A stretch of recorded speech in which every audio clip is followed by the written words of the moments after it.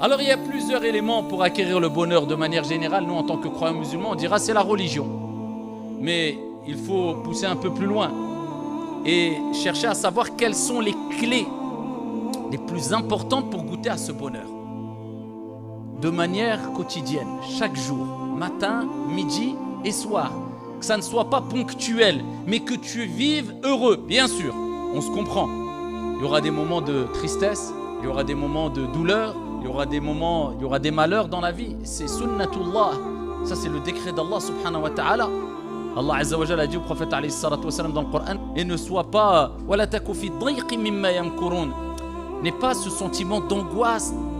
Faut pas avoir cette poitrine serrée, être mal, être gêné à cause de ceux qui complotent contre toi.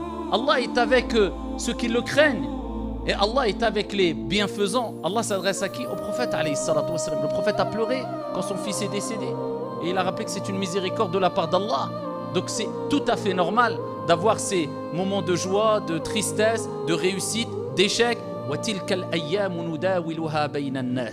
Allah nous dit dans le Coran, et c'est ainsi que nous faisons alterner les jours. Un jour pour toi, un jour contre toi. Un jour bon, un jour mauvais.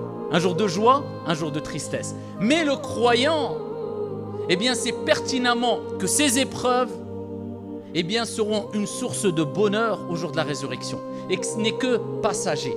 Et il ne dépasse pas les limites en se plaignant d'Allah, mais il se plaint auprès d'Allah en étant satisfait de ce qui lui arrive.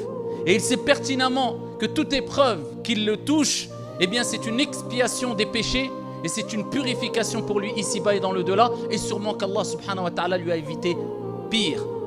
Parce qu'Allah subhanahu wa ta'ala, de par sa miséricorde, eh bien il n'accorde pas, il ne donne pas à une âme une charge au-dessus de sa capacité. La yukallifullahu nafsan illa wus'aha. Tout ce que tu vis, tu peux le supporter et tu peux le surmonter. Il faut simplement t'en remettre à Allah subhanahu wa ta'ala et savoir qu'Allah azza wa jal n'abandonne jamais ses serviteurs.